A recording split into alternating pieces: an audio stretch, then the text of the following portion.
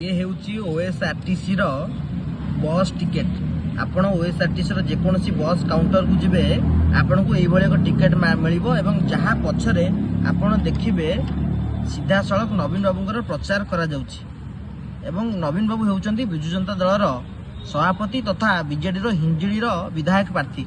आपण देखंतु या पछरे डेट पड़ची 16/4/2024 माने आज टिकेट मु काटिली वर्तमान भवानीपाटना रु पारालाखेमुंडी जीवाई। आपण देखंतु ए टिकेट रे नवीन बाबूंकर प्रचार करा जाउची जहाँकि निर्वाचन आचरण विधिर खोलाखोली भाव में उल्लंघन एवं एथिपाई ओएसआरटीसी को दंडित करिया कथा एवं इलेक्शन कमिशन यहाँ उपरे तुरंत हस्तक्षेप करिया कथा।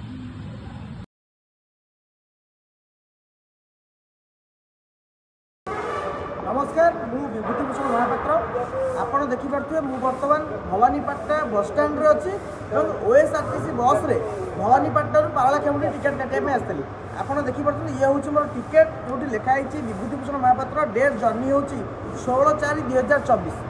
ओडिसा रे वर्तमान निर्वाचन पाई आदर्श आचरण विधि लागू होइछि, किंतु एही समय मध्य रे ए जो ओएसआरटीसी टिकेट दिया रहछि এই টিকেট পছরে নবীন পট্টনায়কর ফটো রয়েছে, যে হচ্ছেন বিজু জনতা দলর সভাপতি এবং সে হচ্ছেন বিজু জনতা দলর হিঞ্জিড়ির বিধায়ক প্রার্থী।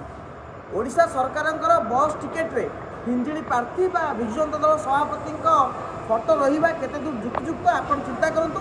ଏହା ହେଉଛି ନିର୍ବାଚନ ଆଚରଣ ବିଧିର ଖୋଲାଖୋଲି ଭାବରେ ଉଲ୍ଲଂଘନ।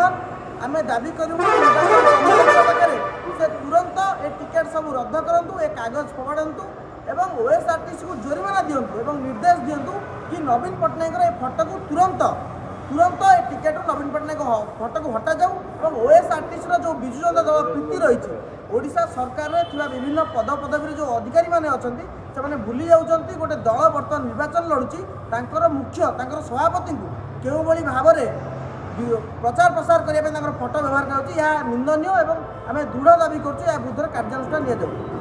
निर्वाचन कमिशनर दृष्टि निमंते यही भिडियोटी को प्रेरण करा।